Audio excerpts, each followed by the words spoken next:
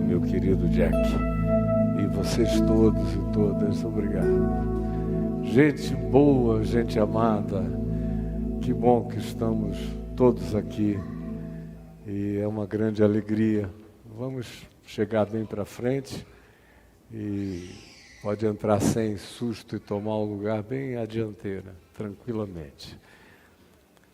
Eu não deveria mais falar do dia de hoje, depois de termos cantado tudo que cantamos.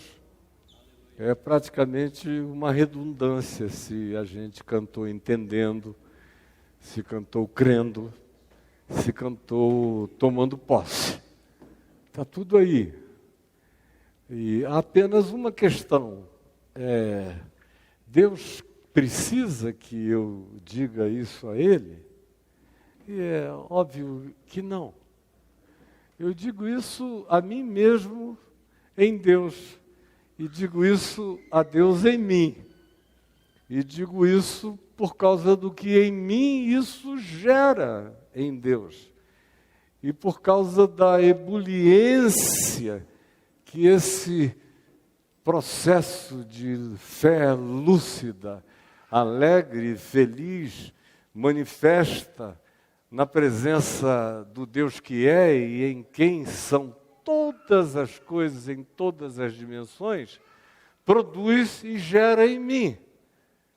E quando se trata de um em mim, nós, um em mim coletivo, um em mim comunitário, isso cria uma reverberação interior que não tem como não fazer todo bem ao coração. E gera processos que vocês frequentemente nem imaginam. E a maioria dos que vêm para um lugar de culto ou de adoração ficam fetichizando a música ou o ato de cantar. E pior ainda, imaginando que Deus fica todo babante, derretido e comovido, agradecido, porque você saiu de casa, veio até aqui para fazer bem ao coração solitário dessa divindade cada vez menos amada, menos crida, cada vez mais posta de lado, cada vez mais relegada a planos inferioríssimos ou de dúvidas profundas no coração da maioria dos humanos na face da terra. Então, eu me apresento para dizer: tu não estás só, eu estou aqui. E fico crendo que, de fato, isso faz com que Deus me veja, me enxergue, como se fosse um ente extraterrestre que apareceu e te viu. E você viu que foi visto. E depois ele faz sup, e se vai. Como aconteceu comigo quando eu tinha 14 anos, junto com meu pai e mais 13 amigos de um time de futebol, indo de Niterói para Itaperuna, o Bom Jesus de Itabapuana, na região norte do estado do Rio de Janeiro, quando nós vimos que meu pai parou o carro. E ele foi abrindo a porta e disse: venha. E eu fui saindo, os meus amigos foram saindo também, era uma Kombi, socada de adolescentes, jovenzinhos, todo mundo bom de bola e afoito e ávido, aquela energia sobrante. E quando nós saímos, foi um silêncio total, uma estupefação absoluta. Papai calado e aquela esfera que não parecia blindagem de avião, de coisa alguma que os seres humanos façam, não chegava nem a ser brilhosa, era um prata fosco, estava longe no céu azul, E a gente ficou olhando, de repente aquilo fez e apareceu na nossa cara. Veio de lá para cá. Viajou no espaço-tempo, mas os olhos não conseguiram nem acompanhar a viagem. E ficou na nossa cara e eu me senti visto por aquela coisa. Um silêncio chocante. Não havia olhinhos, escotilhas, janelinhas, nada. Era só uma esfera. Parecia viva, lúcida, consciente. E me olhou. Eu me senti visto. E fiquei sem conseguir falar. De repente, aquele negócio, do jeito que veio, indescritivelmente veloz, foi. Sem som, sem rastro, sem calor, sem frio, sem nada. E eu olhei para o meu pai, ele estava absolutamente silencioso. E eu falei, o que é isso, pai? Ele falou, meu filho, não é da nossa ordem de coisas. Mas eu sabia que era uma criação de alguma dimensão, de alguma civilização, de algum outro estado de existência. Mas era uma criação, era criaturável, não era o Criador. Era um outro ente, desses que não estão aqui presentes entre nós, na Terra, por isso merece a alcunha de extraterrestre, porque é de fora da Terra. Só por isso. Esqueça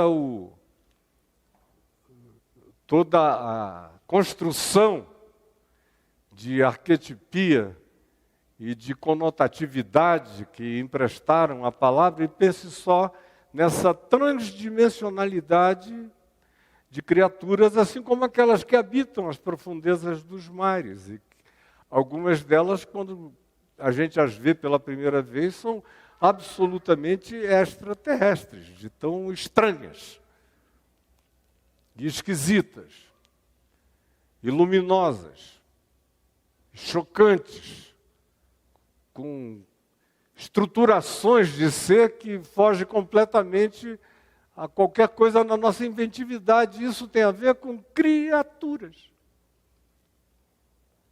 Quando diz respeito ao Criador de todas as coisas, aí é que eu não posso imaginar que o meu canto faz companhia a ele, do contrário, ele cai em estado de solidão profunda e mergulha em depressão. Eu canto por causa de mim. Eu estou cantando, por exemplo, essa canção do É o Amor, hoje, desde 6 horas da manhã, eu creio. Quando eu comecei a ter espasmos de acordar, eu só ouvia dentro de mim aquilo, é o amor. Eu, ai meu Deus, hoje tem o amor, é o amor. Tinha a ver comigo, com a minha alegria pessoal, de vir encontrar vocês e celebrar a Deus em mim, como a gente cantou. Ele preferiu esse corpo, essa carne, não os templos que a gente possa fazer com as nossas mãos. Ele mora em mim, ele me habita, eu sou nele e ele é em mim. Foi o que Jesus disse em João, no capítulo 15, no capítulo 17, que esse era o projeto, de que nós nos embolássemos com ele em nós, e que nós o habitássemos enquanto ele nos habitava. Ele nos fazia morada e, enquanto isso, morava em nós, que seremos morada dele e nele. Então, eu digo que por causa de Cristo Jesus, eu e o Pai somos um.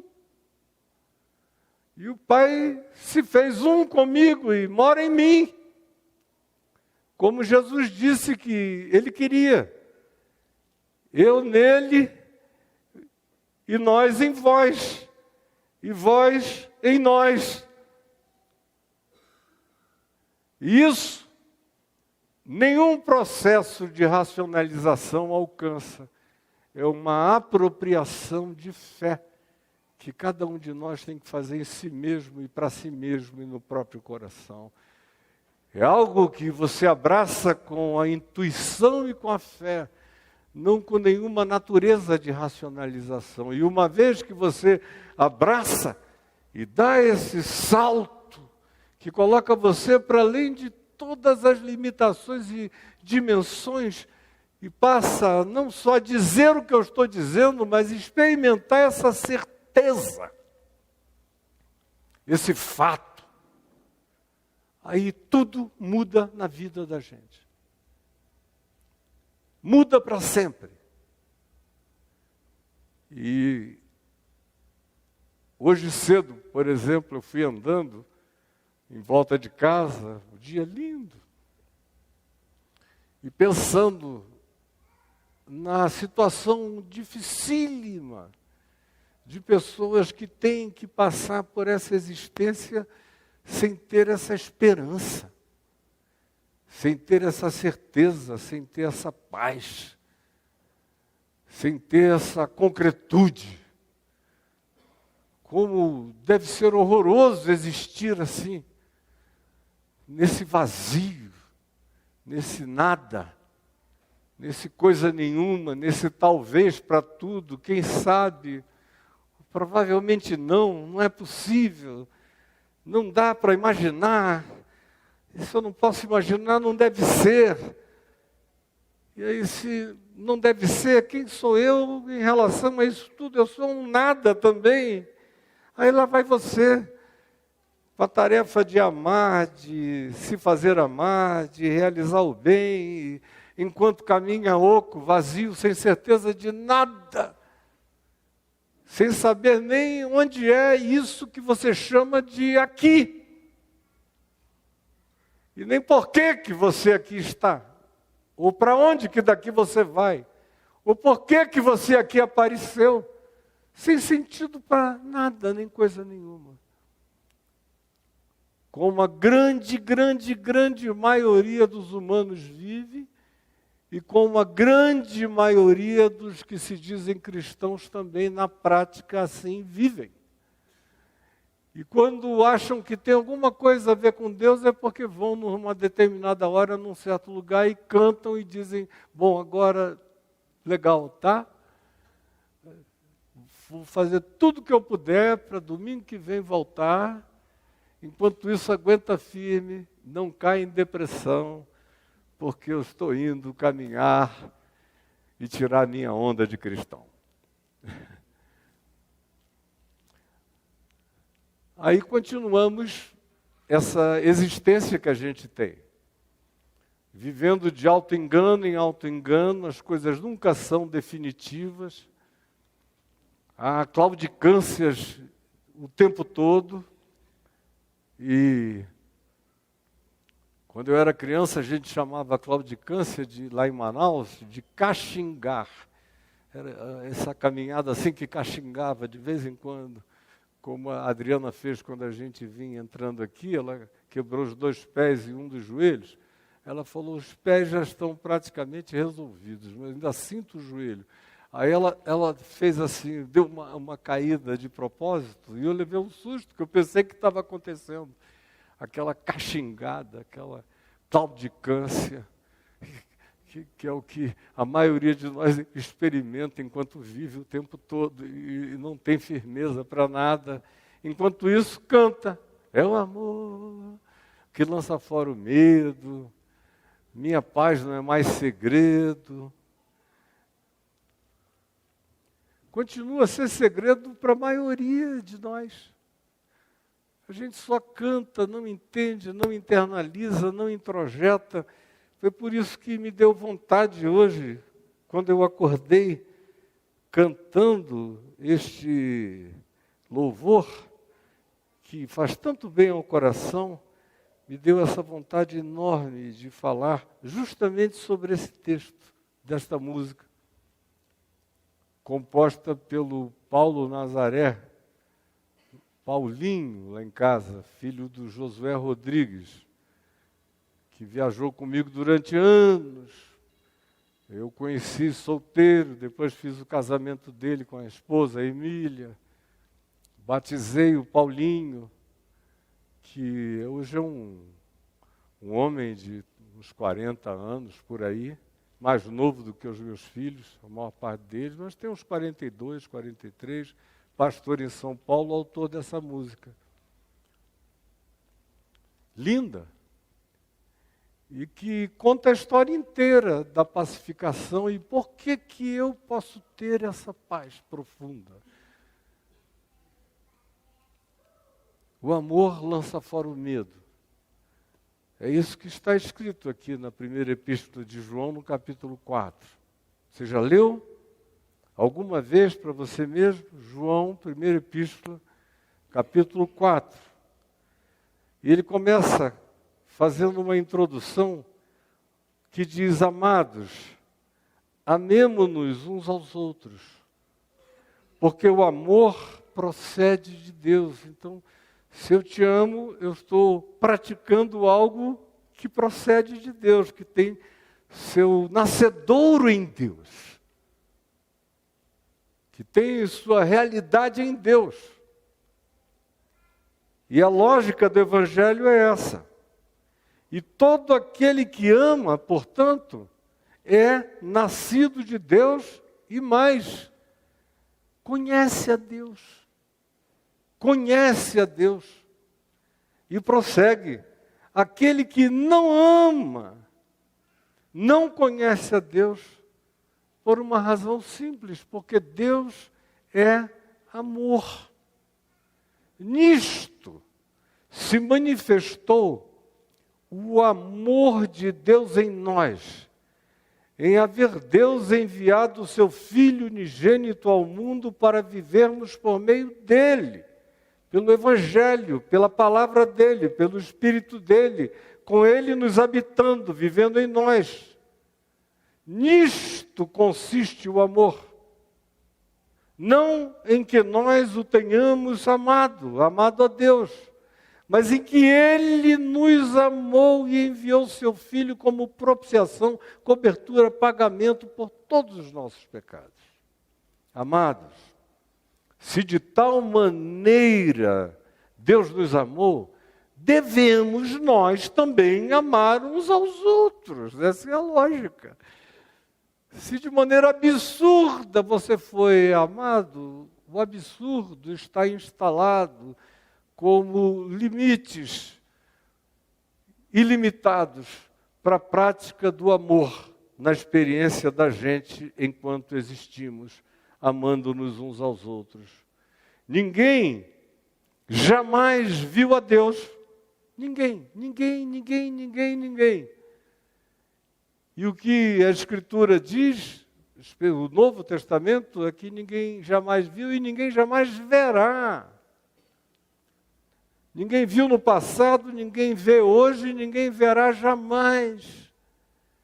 Que a manifestação de Deus, a expressão exata do ser de Deus, está em Hebreus, do capítulo 1, é Cristo Jesus, que é a expressão exata do ser de Deus. Deus mesmo, ninguém jamais viu. Mas, se amarmos uns aos outros, vocês estão ouvindo, prestando atenção? Se amarmos uns aos outros, olha o que se diz. Se amarmos uns aos outros, em relação a esse Deus que nunca ninguém viu, jamais verá, mas se amarmos uns aos outros, Deus permanece em nós. E o seu amor é em nós aperfeiçoado. Nisto conhecemos que permanecemos nele e ele em nós, em que nos deu do seu Espírito para viver em nós. E nós temos visto e testemunhado que o Pai enviou o seu Filho como Salvador do mundo. Aquele que confessar que Jesus é o Filho de Deus, Deus permanece nele e ele em Deus. E nós conhecemos e cremos no amor que Deus tem por nós. E nós conhecemos, a palavra grega é experienciamos, e cremos no amor que Deus tem por nós. Não é teve, terá, tem por nós. Deus é amor. E aquele que permanece no amor, que anda no amor, que pratica o amor, e o único lugar para eu praticar o amor é em relação ao meu próximo, e aquele que anda no amor e permanece no amor, permanece em Deus. O caminho mais curto para Deus é o meu próximo, é a vida. E Deus permanece nele. Nisto é em nós aperfeiçoado o amor, para que no dia do juízo nós tenhamos confiança, porque segundo Ele nós somos chamados a ser e a viver e a provar neste mundo. No amor não existe medo. Repita comigo. No amor não existe medo. Mais uma vez, no amor não existe medo. Antes, fale comigo, antes, o perfeito amor lança fora o medo. Ora, o medo produz tormento. Logo, aquele que teme não é aperfeiçoado no amor. Mas nós o amamos porque Ele nos amou primeiro. Se alguém disser ama a Deus e odiar a seu irmão, é mentiroso.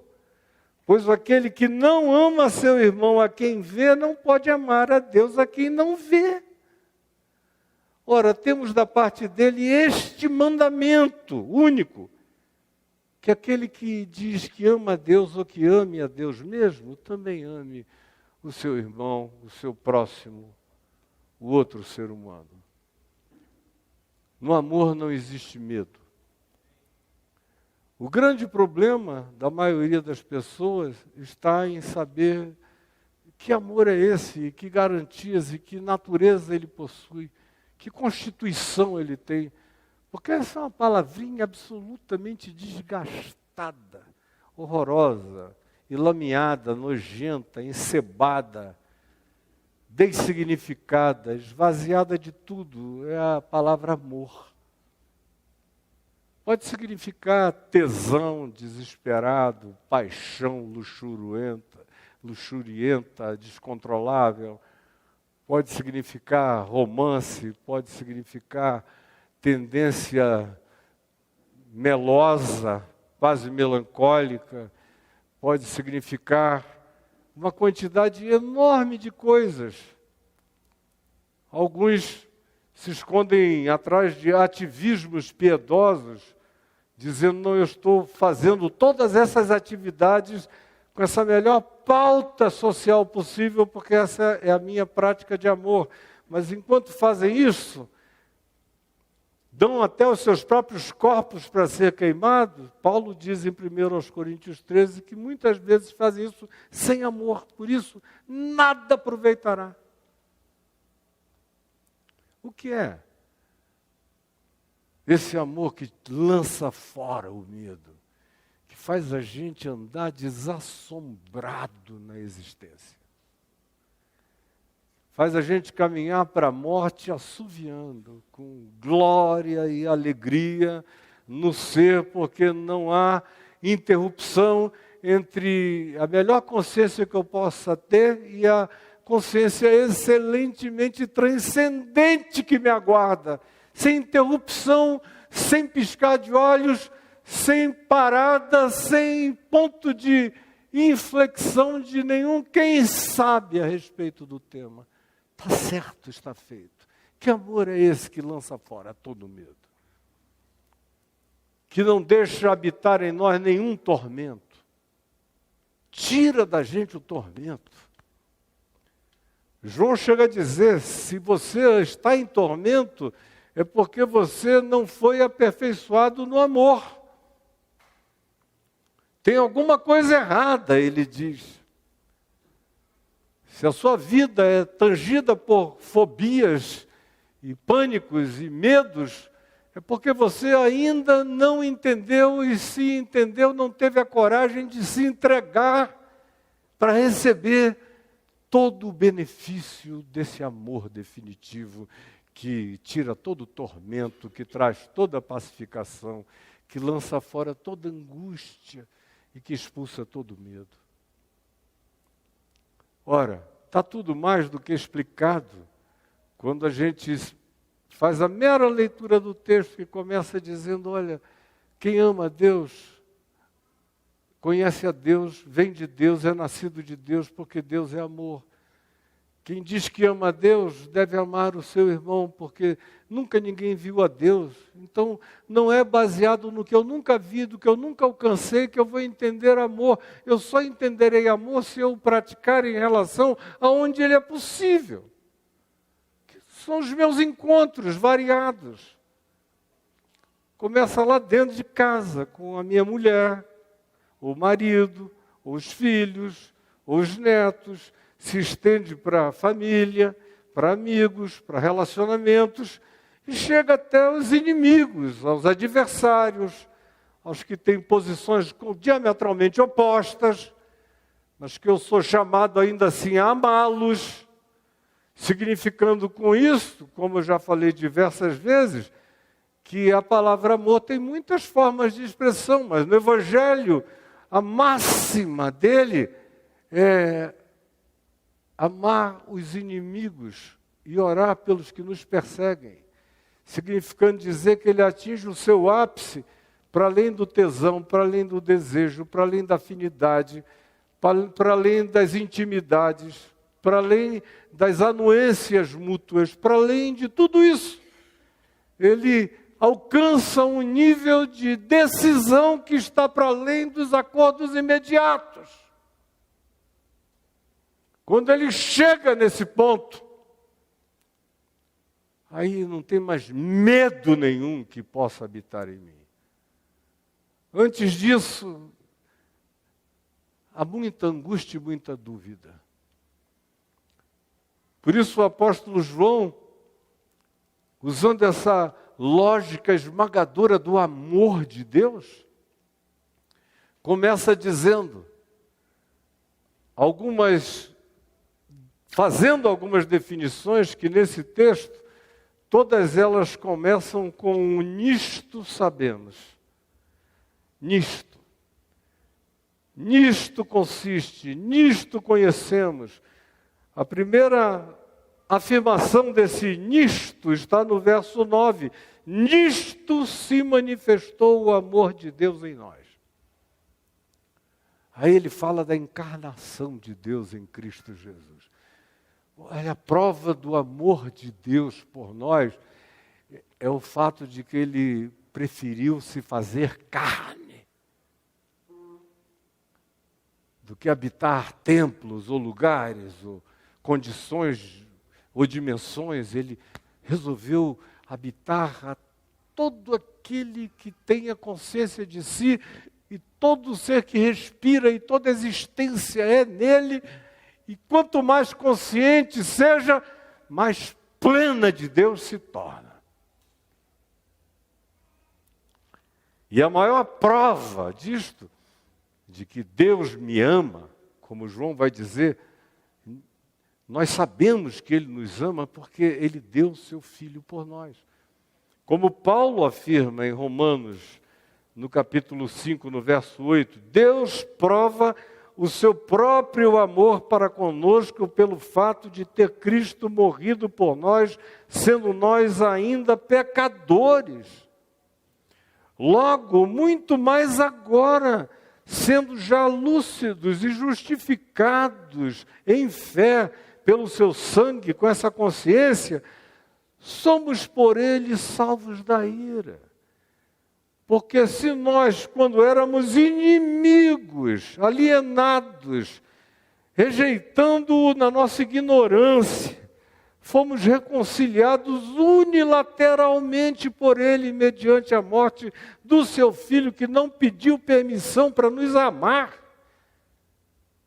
nem para se reconciliar conosco, quanto mais agora, já estando nele reconciliados, já não estamos, portanto, salvos de toda a ira e imersos na vida absoluta que não se perde.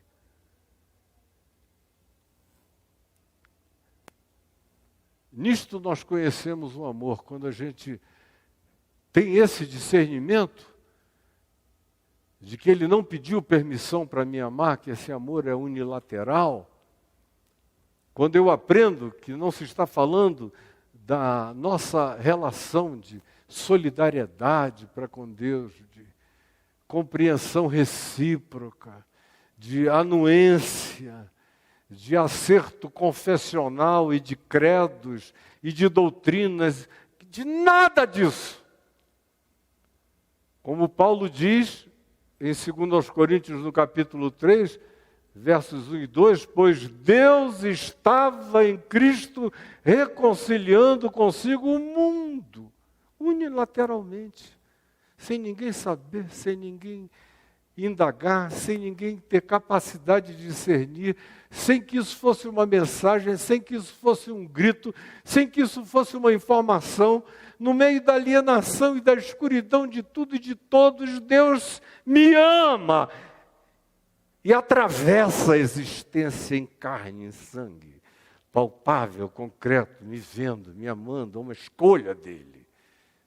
Não tem nada a ver comigo, nem contigo, nem com sua anuência, nem com seu consentimento ou permissão. Está feito e você não pode desfazer. Já é, você pode até não querer, mas não tem nenhum poder de desconstruir o que Deus já fez em Cristo Jesus. Por isso está consumado, definitivamente. É nisto que a gente fica sabendo sobre que tipo de amor é esse acerca do qual se está falando. Nisto se manifestou o amor de Deus em nós. Não foi porque eu me tornei maravilhoso, mas foi porque, por algum milagre de revelação, eu vi que contra mim, apesar de mim, para além de mim, independente de mim, Deus me amou e se manifestou como amor definitivo em meu favor, encarnando-se em Cristo Jesus, que se tornou hoje, pela lucidez e revelação do Espírito Santo, meu Salvador. Mas antes que o fosse, antes que eu soubesse, ele nunca deixou de ser, ele sempre foi, porque o Cordeiro de Deus foi imolado por todos nós antes da fundação do mundo. Antes de haver criação, já havia essa certeza de que o amor de Deus é. E ninguém pode revertê-lo. A segunda afirmação que João faz está no verso 10. Nisto consiste. A primeira foi, nisto se manifestou. Como é que se manifestou? Foi numa estrela, num cometa? Não. Foi numa manjedoura. Foi num grito de criança. Foi em tropeços, foi no engatinhamento, foi no babamento de um ser infantil, foi no aprender a falar, a errar sílabas, a pronunciar melhor, a ser corrigido, a aprender fonética, a se ralar no chão, a experimentar a gravidade, a sentir fome, sede, a furar o dedo, a cortar a mão, a se machucar, aprendendo a trabalhar, a realizar. Deus se manifestou, Deus manifesta o seu próprio amor para conosco pelo fato de Cristo Jesus ter se encarnado e ter morrido unilateralmente por nós. Essa é a manifestação sublime, suprema, absoluta, ante a qual todas as criaturas, consciências e percepções em todas as possíveis civilizações ou dimensões de existência à nossa volta, ante cuja realidade todos se dobram e todos se tremem e estremecem. Esta é a manifestação. Aí no verso 10 ele diz, essa manifestação consiste do seguinte, nisto consiste o amor. Em quê? não em que nós tenhamos amado a Deus, mas em que Ele nos amou e enviou seu Filho como cobertura, feita e definitiva pelos nossos pecados. Essa é a consistência. Quer saber do que é feito esse amor que lança fora o medo? O amor que lança fora o medo é feito dessa certeza de fé na unilateralidade da decisão de Deus de ser o meu Deus. Saiba eu, não saiba eu, antes de eu crer, durante a minha fé, depois de qualquer que seja a experiência que eu possa ter aqui na história do espaço-tempo, Deus é para mim. E essa certeza de que as coisas são e que esse amor é efetivo e precede a toda consciência, escolha, informação, adesão que eu possa ter tido ou oferecido. Ao contrário, eu só encontrei essa sensibilização para responder positivamente a Ele, porque de algum modo o Espírito Santo me deu a graça de intuir que esse amor já estava todo feito e realizado e consumado em meu favor, e que ninguém poderia me separar, me divorciar dele, eternamente. Ninguém, nem poder nenhum. Por isso, o amor lança fora o medo. Esse amor não é o amor da tua mulher, do homem da tua vida, nem o amor dos teus filhos, nem o amor do teu pastor, não é nada disso. É esse amor que dá esse poder de você atravessar o inferno. Sem dizer, olha como eu estou arrepiado. Não. Atravessar blasé na cara de Satanás. Não ter mais medo de nada, nem de ninguém. Não experimentar mais nenhum tipo de pânico que decorra da incerteza desse amor. Podem tentar me dar sustos, mas eles serão só sustos. Medo nunca mais, porque eu sei desse amor.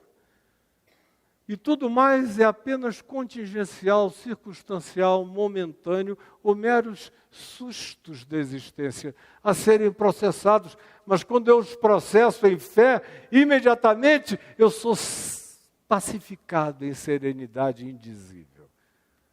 Aquela paz que excede a todo entendimento vem da certeza desse amor. Nisto se manifestou, nisto consiste o amor de Deus por nós. Não em que nós tenhamos amado a Deus primeiro, mas em que Ele nos amou e deu a sua vida. E enviou seu Filho e se encarnou em nosso favor. Essa é a consistência. E cobriu todas as nossas dívidas, fez propiciação pelos nossos pecados. Todos eles. Eu estou limpo, olhem para cá para mim, vocês estão olhando para um homem limpo. Por causa desse amor que lança fora o medo.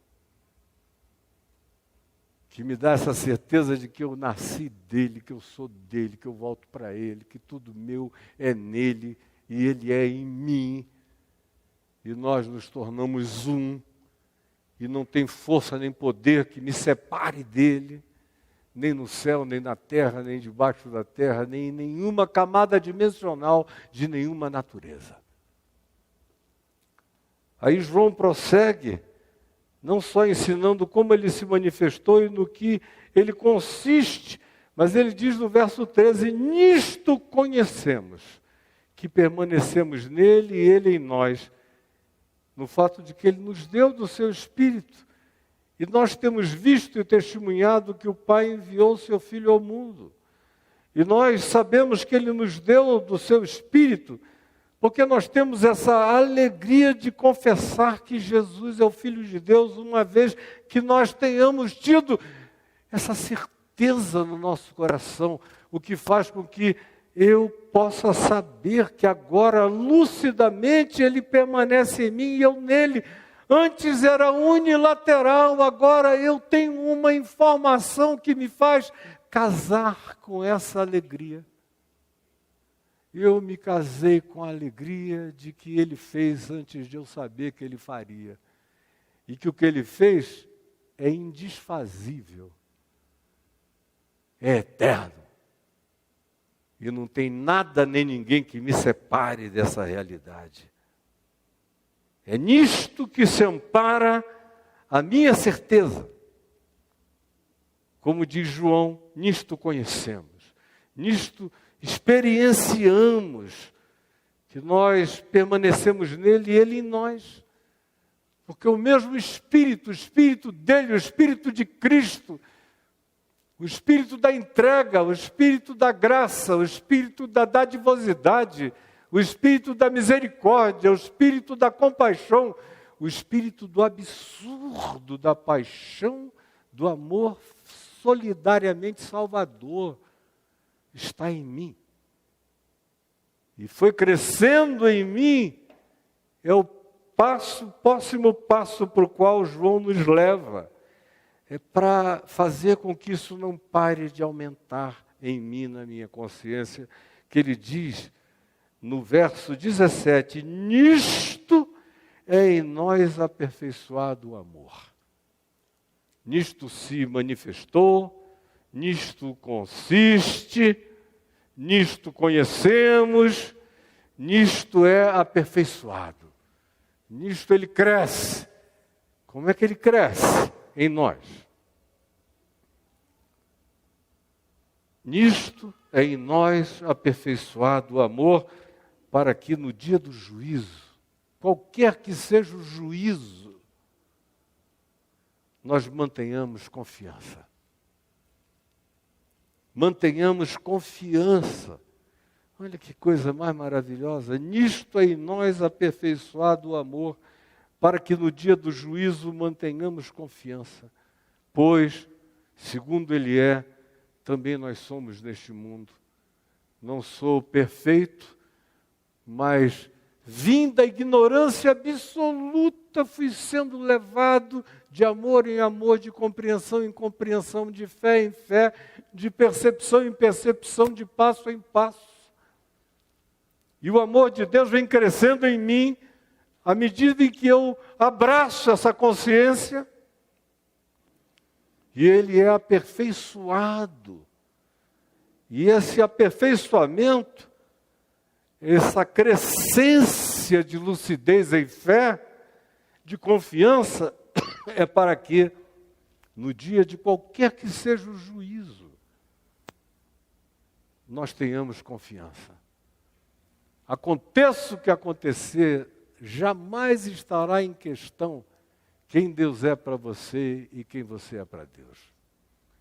Repita comigo, aconteça o que acontecer, jamais estará em questão quem Deus é para você e quem você é para Deus. É nisto que o amor é aperfeiçoado. Para que através de qualquer tempo, em qualquer hora, em qualquer juízo, eu a atravesse.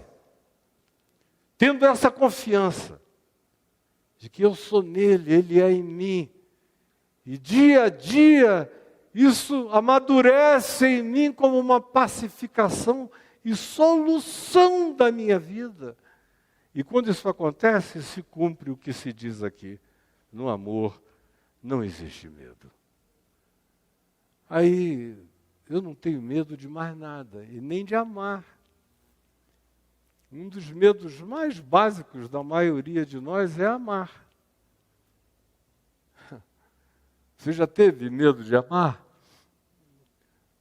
Eu tive medo de amar a minha mulher.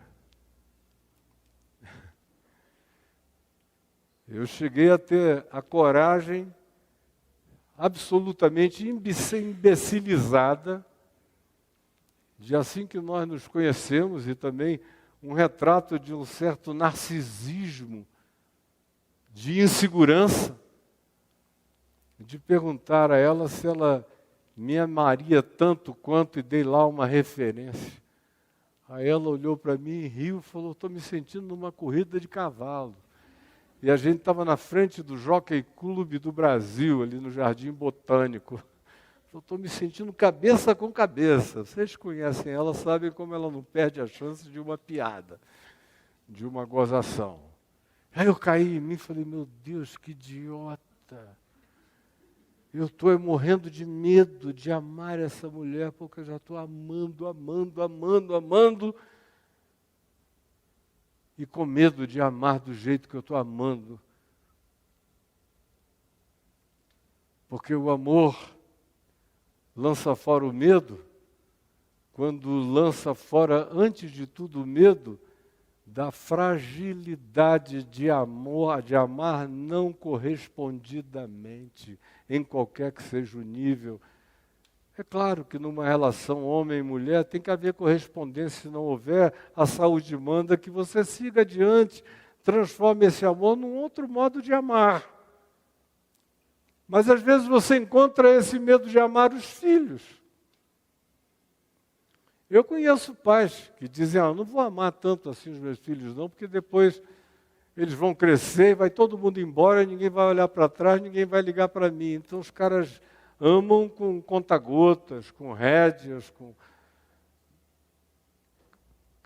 distanciamento cronometrado,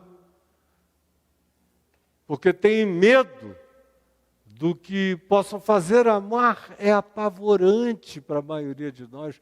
É vertiginosamente angustioso. De modo que eu diria que um dos primeiros tormentos é o tormento de decidir amar ou não amar. Já deixa a gente numa angústia de ser profunda. Mas no amor, quando ele dá essa compreensão, dá esse salto, tem essa percepção, aí o medo desaparece. Começa a haver um aperfeiçoamento, conforme foi prometido. Nisto é aperfeiçoado o amor. Como? O perfeito amor lança fora o medo. Na medida em que eu examino o coração e vejo se amar me produz tormento. Enquanto amar me produzir tormento, é porque eu não fui aperfeiçoado no amor. Enquanto eu tiver medo de amar, eu não fui aperfeiçoado no amor. E é uma angústia muito grande você passar pela vida com medo de amar. E a maioria de nós nunca cresce, nunca aumenta, nunca amadurece, nunca se desenvolve, porque tem medo de amar. E enquanto eu tenho medo de amar, eu não alcanço plenitude, eu não me aperfeiçoo, eu não conheço, eu não experimento a consistência do amor de Deus em meu favor. E, portanto, eu fico sempre, de um modo ou de outro, subjugado por variadas formas de medo, de fobia e de pavor. Porque é só o verdadeiro amor que lança fora o medo. Fora isso, eu estou sempre vivendo sob alguma forma de tormento. Porque eu não fui e não me deixo e não me permito ser aperfeiçoado no amor de Deus. E o amor de Deus só começa a ganhar perfeição em mim quando eu entendo a fidelidade dessa unilateralidade de que Ele me amou sem pedir permissão. E fez isso antes de começar a própria criação. Já está feito. Essa entrega de Deus, esse abandono, essa desistência de Deus de se proteger da criação. Antes, entregar-se por ela. Doar-se. Quando eu entendo como é, como consiste, no que consiste, como se manifesta, como se traduz, como se matura, como se aperfeiçoa o amor de Deus em mim, então na mesma hora Ele vai rasgando e lançando fora de mim todo medo. E não pode haver existência mais maravilhosa do que essa que acontece para além do medo. Para além do medo. Você quer viver para além do medo? De toda forma de medo? Eu estou falando de para além do medo mesmo. Eu estou casado com a minha mulher daqui a alguns meses, faz 24 anos. Daqui a 2 meses. Quando foi que você me viu com medo? Sinceramente. Essa é uma memória que eu acho que você vai ter muita dificuldade para achar, porque eu não me lembro de ter vivido o medo. Ela diz que isso dá medo a ela. Eu não tenho, simplesmente, eu fiquei meio destituído disso. Eu não sei, nem quero saber e não procuro. Ele foi jogado para fora de mim e eu estou em paz faz tempo. E dia a dia aumenta, melhora, ganha consistência. Eu tomo posse da manifestação. Eu sei o que está na semente dessa entrega, dessa certeza, dessa pacificação.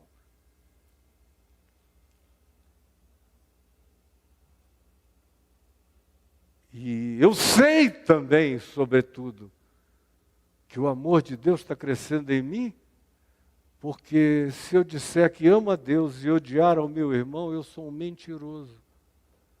Portanto, aquele que não ama seu irmão a quem vê, não pode amar a Deus a quem não vê. E eu sei que o amor de Deus está crescendo em manifestação, em consistência, em saúde, em maturação, em aperfeiçoamento em mim, quando eu também não encontro em mim lugar para odiar ninguém. Ninguém. Ninguém terá esse poder de me fazer odiá-lo de volta. Ninguém.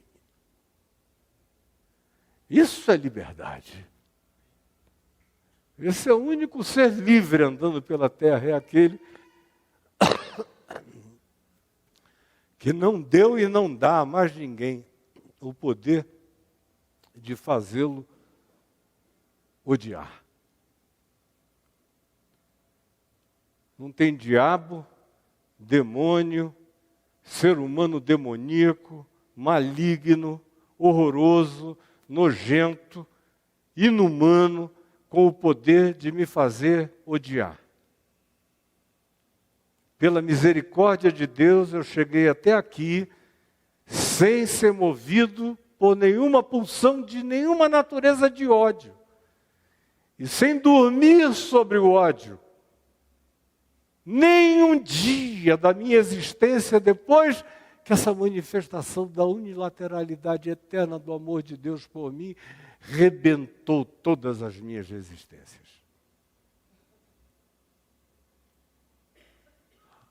Aí você sabe que algo aconteceu para valer.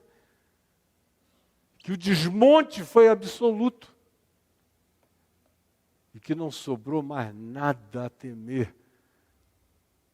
Não sobrou nem o medo de odiar.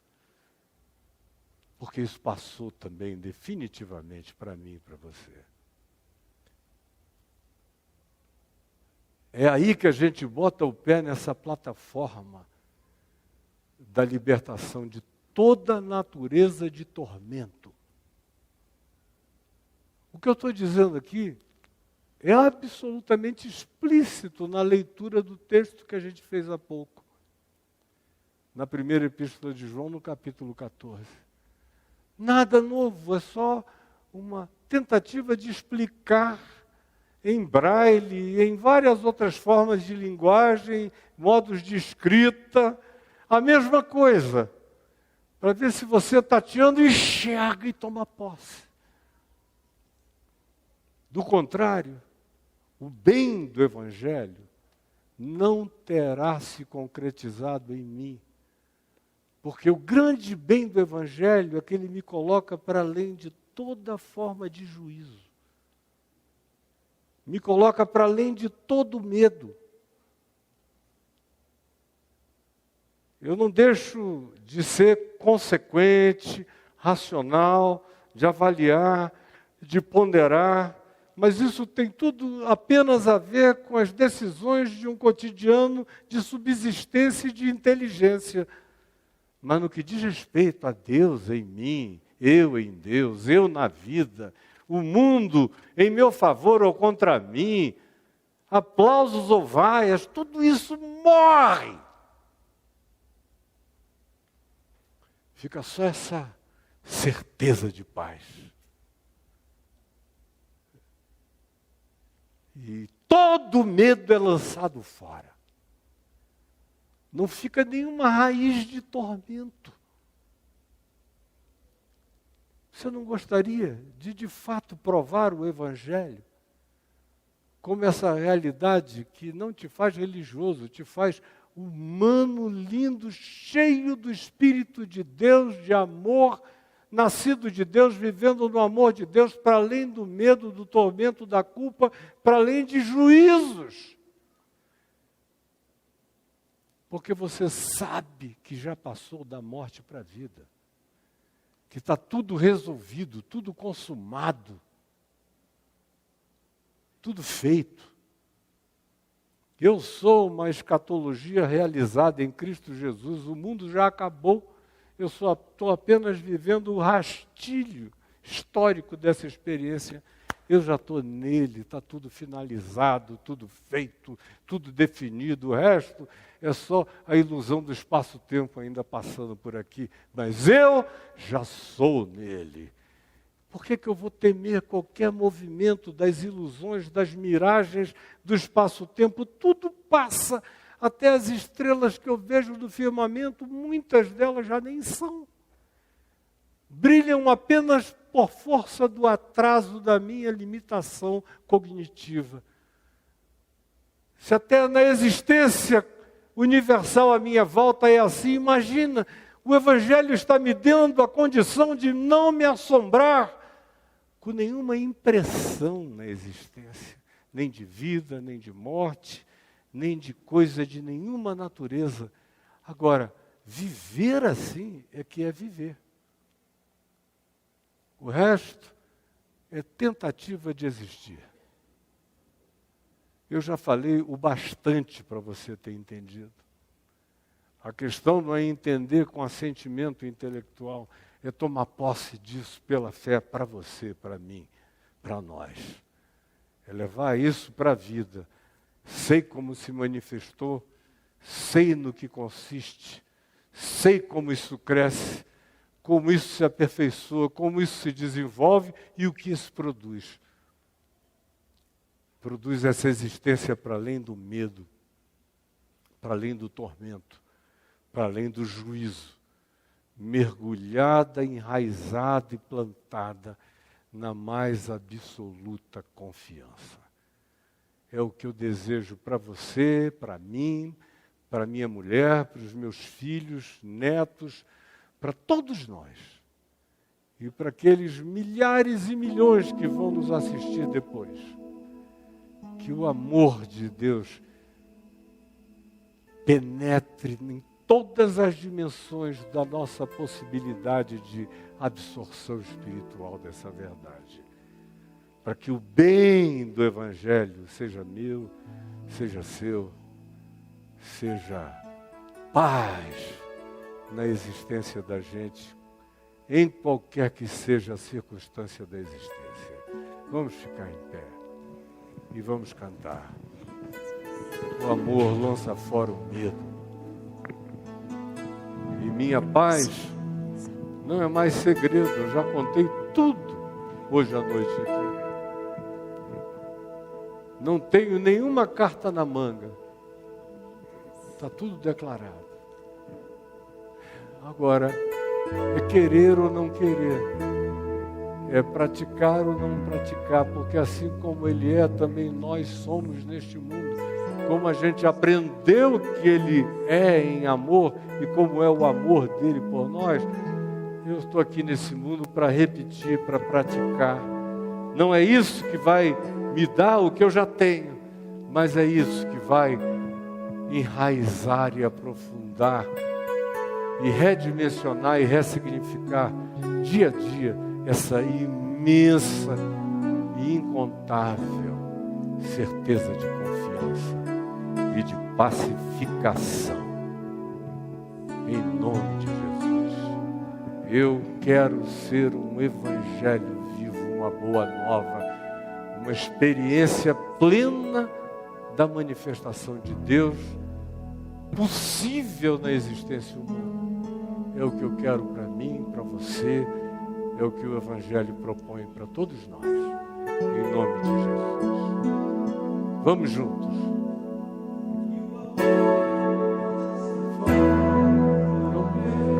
Agora que você já sabe, cante. Me faz sonhar de novo. Minha paz não é mais. Agora você já sabe. Mas eu menos dias mais sombrios fez morada em mim. O amor.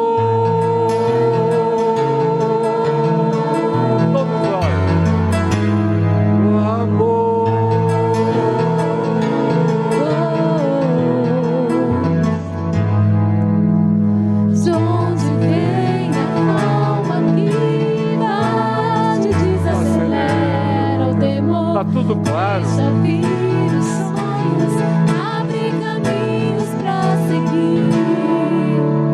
Se é tão longe, não precisa pressa, o vento é quem leva.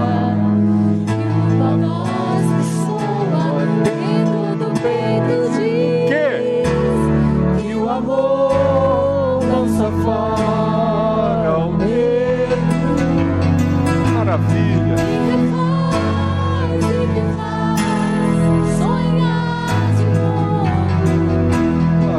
Maravilhosa, não é mais segredo, meus dias mais sombrios morada em mim,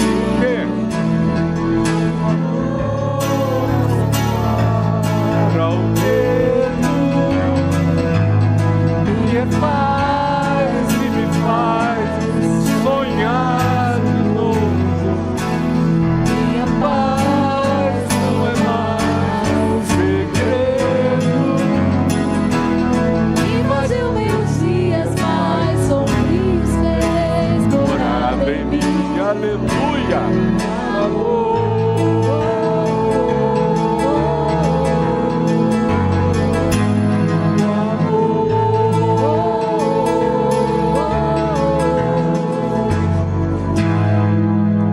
De onde vem a calma que bate, desacelera o temor, deixa vir os sonhos, abre caminhos pra seguir. Se é tão longe,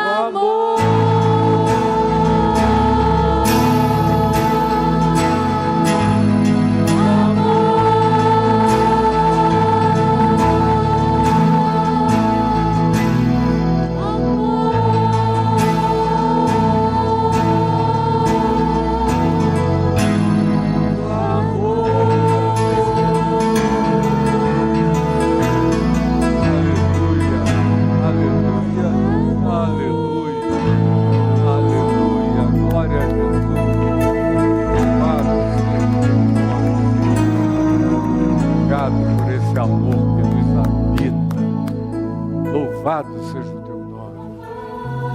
Lança fora o medo, me refaz e me faz sonhar de novo. Minha paz não é mais segredo, invadiu meus dias mais sombrios, fez morar.